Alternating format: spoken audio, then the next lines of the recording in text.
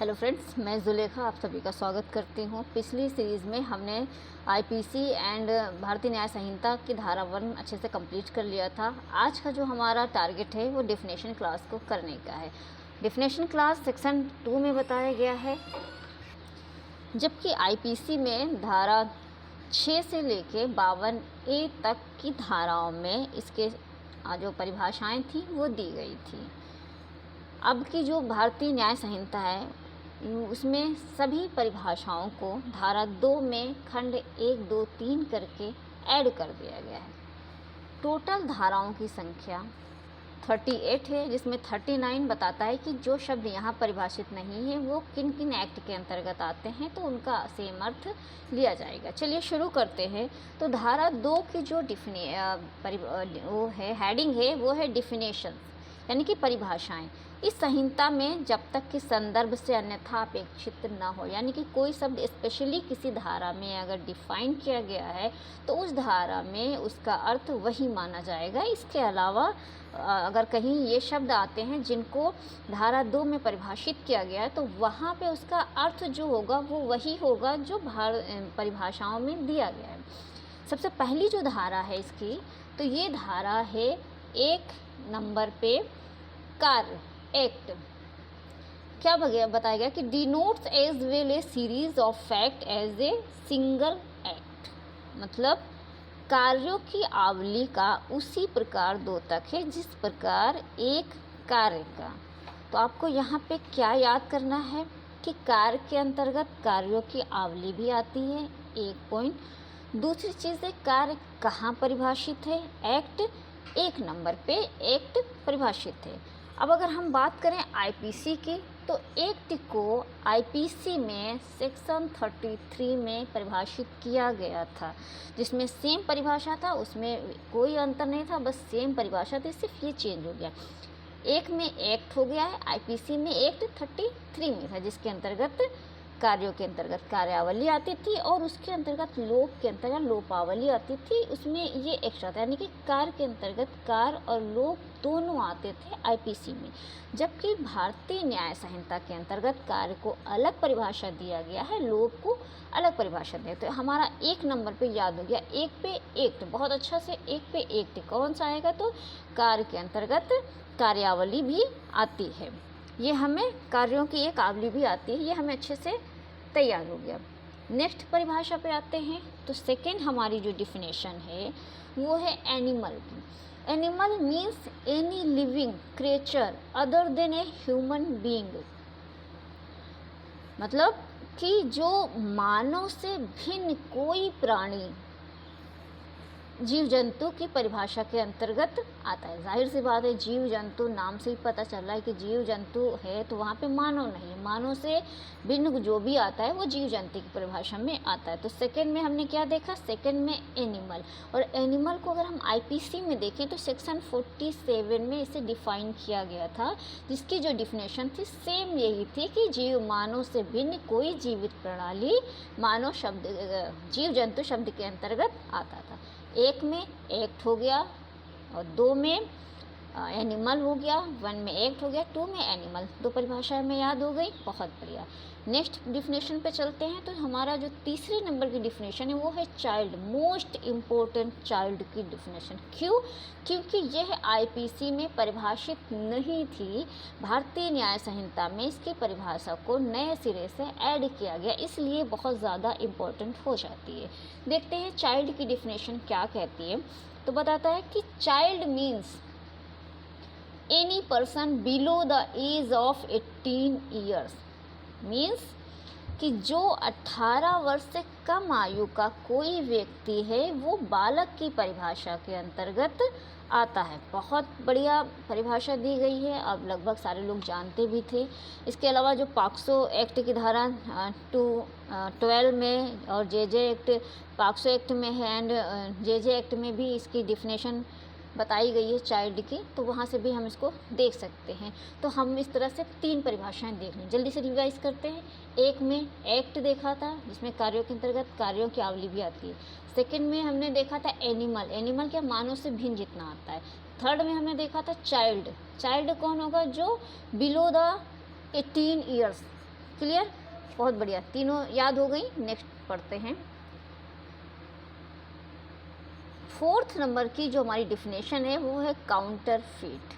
Counterfeit को कूटकरण कहते हैं फोर्थ नंबर पे, जिसे आईपीसी में सेक्शन 28 में परिभाषित किया गया था।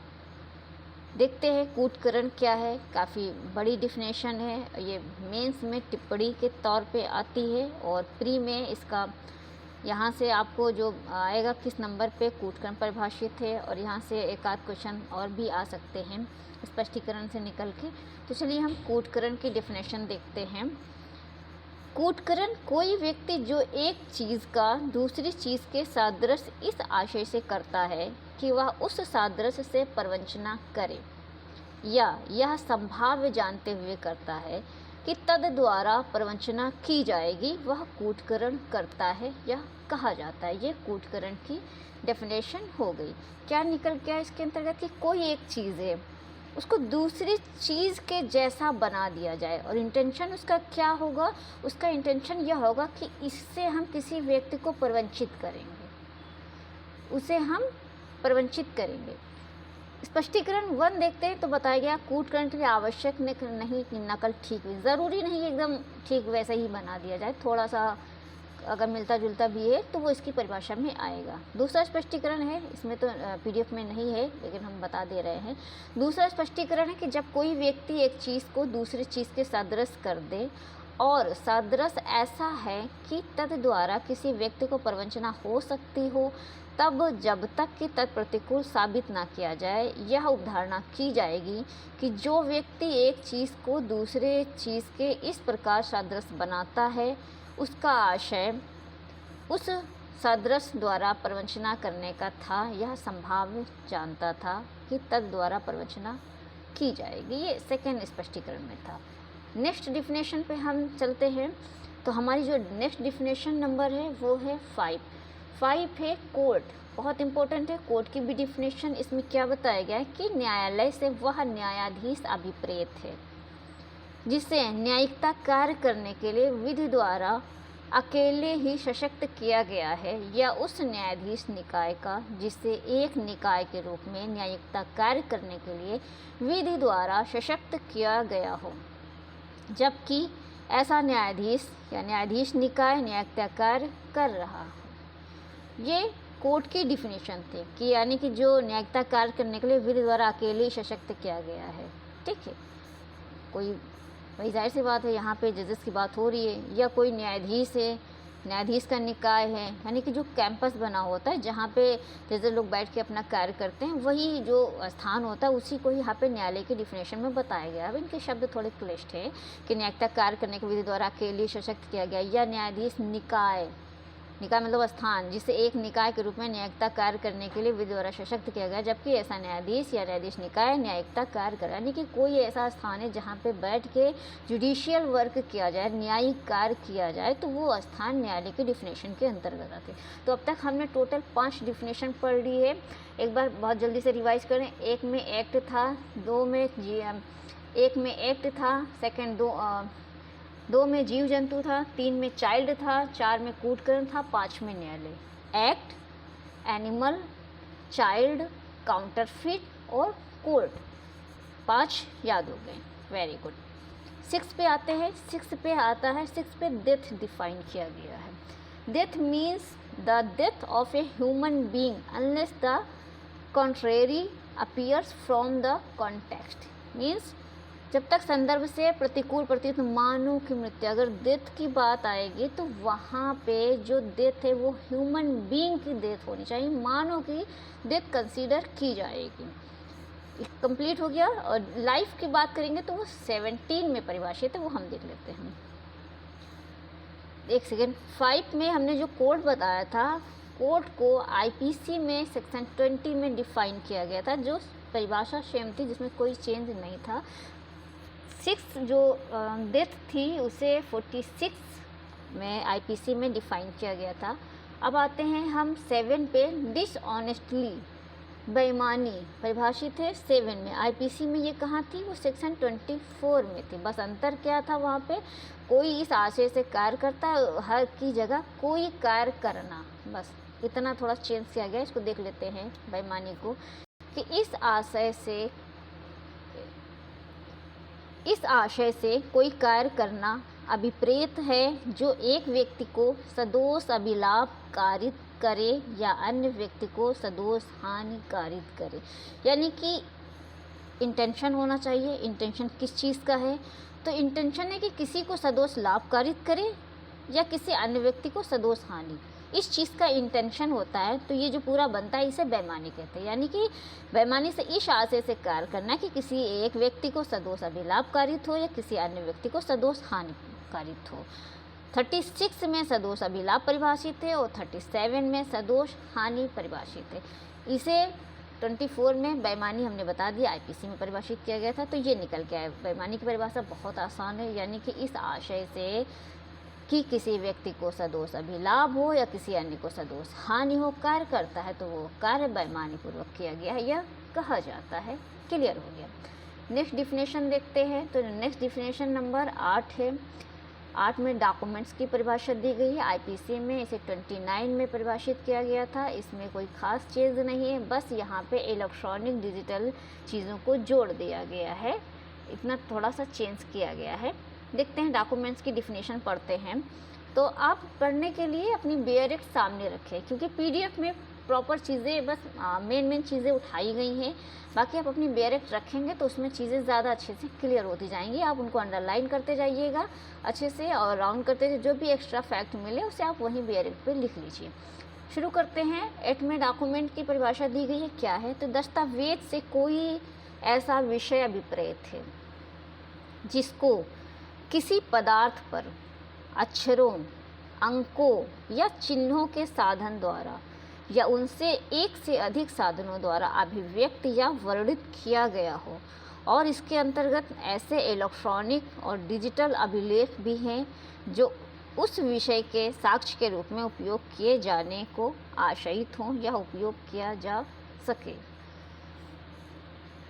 ये इसकी डिफिनेशन होगी। इसके अंतर्गत क्या क्या देखिए, अब यहाँ पे मैं बता रही हूँ, अंडरलाइन कर लीजिए। बताइए कि वो ये ऐसा विषय विपरीत है जिसके अंतर्गत पदार्थ पर अक्षरों द्वारा, कुछ अक्षरों से लिखा गया, वो भी दस्तावेज माना जाएगा। कुछ अंकों में है, वो भी दस्तावेज की श्रेणी में आएगा। चिन्हों के साधन द्वारा, यानी कि कोई निशान बनाया दिया गया, वो भी इसके अंतर्गत दस्तावेज आएगा। और इसके एक से अधिक साधनों द्वारा अभिव्यक्त किया गया है, इसके इलेक्ट्रॉनिक फॉर्म में कुछ क्रिएट किया गया है, वो भी आएगा। डिजिटल अभिलेख भी है। ये सारी चीज़ों के अंतर्गत अगर कुछ बनाया गया है, लिखा गया, छापा गया है, क्रिएट किया गया, तो वे सभी दस्तावेज की परिभाषा में आएंगे। इसका जो आशय होना चाहिए ये सब चीज़ें बनाने का, वो इम्पोर्टेंट है, अंडरलाइन कर लीजिए। साक्ष्य के रूप में उपयोग किए जाने के लिए, यानी कि हम इस आशय से कुछ लिख रहे हैं, अक्षर बना रहे हैं, अंक बना रहे हैं, या कोई चिन्ह बना रहे हैं, कोई निशान बना रहे हैं, कोई मतलब अभिलेख पदार्थ वगैरह बना रख रहे हैं, कि जिससे मेरा आशय ये है कि इन फ्यूचर ये अगर कभी ज़रूरत पड़ेगी तो एज ए साक्ष्य की तरह, एज ए गवाह, मतलब ये हो कि हाँ ये चीज़ हमारे पक्ष में है, एविडेंस की तरह हम इसे पेश करें। ये हमारा आशय हो कि कभी ज़रूरत पड़ेगी। तो जैसे कि आपने देखा होगा, रोड लोग बनवाते हैं, फिर वहाँ पे कुछ एक मतलब पत्थर का टीला लगा देते हैं, वहाँ पे जो बनवाया होता है उसका नाम और सब चीज़ें लिखी होती हैं। वो जो होता है वो भी दस्तावेज की श्रेणी में आएगा। पदार्थ पर उस पर जो लिखा होता है वो सब पदार्थ, क्योंकि कभी होगा कि अगर ये किसने बनाया, ये डिस्प्यूट हो, तो ये जो वहाँ पे टीला लगा हुआ है वो एक दस्तावेज के तौर पे काम आए साक्ष्य के लिए। ये कंप्लीट हो गया। दस्तावेज की परिभाषा हमने बता दी कि 29 आईपीसी में थी। स्पष्टीकरण इसमें देखते हैं। तो यह तथ्यहीन है कि किस साधन द्वारा या किस पदार्थ पर अक्षर, अंक या चिन्ह बनाए गए हैं। इसे ज़रूरी नहीं है कि किस पदार्थ पे है, किस अंक पे है, ठीक है, या किसी न्यायालय के लिए आशयित है या नहीं, उपयोग किया जा सकेगा या नहीं, कभी ज़रूरत पड़ेगी भी नहीं, ज़रूरत पड़ेगी, ये इससे ज़रूरी नहीं है। बस वो दस्तावेज की श्रेणी में आता है। कभी ज़रूरत पड़ेगी तो दे देंगे, नहीं पड़ेगी तो नहीं देंगे। ये थोड़ी है कि अगर नहीं ज़रूरत पड़ेगी तो साक्ष्य की परिभाषा में नहीं, ऐसा नहीं होगा। देखते हैं, इसमें कुछ दृष्टांत हैं, इम्पोर्टेंट हैं। हमारी पीडीएफ में तो प्रॉपरली दृष्टांत नहीं है, आप अपनी बेरक में देख लीजिए। देखते हैं, हम आपको बता दे रहे हैं पढ़ के। ए है किसी संविदा के निबंधनों का अभिव्यक्त करने वाला लेख जो उस संविदा के साक्ष्य के रूप में उपयोग किया जा सके दस्तावेज। यानी कि जो कॉन्ट्रैक्ट किया जाता है तो उसके लिए जो बनाया जाता है डॉक्यूमेंट्स रिटिंग फॉर्म में जो बनाया जाता है वो दस्तावेज है। फिर आता है बैंक कार्ड पर दिया गया चेक दस्तावेज है। यानी कि जो चेक होता है बैंकर के लिए चेक बनाया जाता है बैंक में पैसे निकालने के लिए, तो वो भी दस्तावेज की श्रेणी में आता है। तो चेक हो गया, ठीक है। संविदा के निबंधनों जो संविदा की यानी कि कॉन्ट्रैक्ट करने वाला जो उनके पास जो लेख है वो भी डॉक्यूमेंट्स हो गया। फिर मुख्तारनामा, ठीक है। पावर ऑफ अटॉर्नी, कितने ये पावर ऑफ अटॉर्नी इनको दे दिया गया, तो सुना होगा बोलचाल की भाषा में। तो जो पावर ऑफ अटॉर्नी है वो भी डॉक्यूमेंट्स आता है। फिर मैप, मानचित्र, रेखांक या प्लान जिसको साक्ष्य के रूप में उपयोग में लाने के लिए आशय हो या जिसका उपयोग में लाया जा सके दस्तावेज है। जिस लेख में निर्देश या विनिर्देश अंतर्विष्ट दस्तावेज है। ये जितने दृष्टांत हमने बताए बहुत इंपॉर्टेंट है, एग्जाम में बहुत बार पूछा गया। ये मुख्तारनामा पूछा गया, मानचित्र पूछा गया है, बैंक का चेक वगैरह ये सब पूछे गए हैं। तो एक बार अच्छे से देख लीजिए दस्तावेज में क्या क्या आता है। अगर संविदाओं को निबंधन करने वाला लेख है वो भी आता है, चेक आता है, मुख्तारनामा आता है, मानचित्र आता है, रेखांक आता है और लेख में निर्देश जिसमें अंतर्विष्ट हो, ये सारी चीज़ें वे सभी क्या होंगे, वे सभी दस्तावेज की परिभाषा में आएंगे। इसमें एक स्पष्टीकरण भी है कि स्पष्टीकरण दो है कि अक्षरों, अंकों या चिन्हों से जो कुछ भी वाणिज्यिक या अन्य प्रथा के अनुसार व्याख्या करने पर अभिव्यक्त होता है वह इस धारा के अर्थ के अंतर्गत ऐसे अक्षरों, अंकों या चिन्हों से अभिव्यक्त हुआ समझा जाएगा, चाहे वह वास्तव में अभिव्यक्त ना भी किया गया हो। दृष्टांत देखिए, का एक विनिमय पत्र की पीठ पर जो उसके आदेश के अनुसार देय है अपना नाम लिख देता है।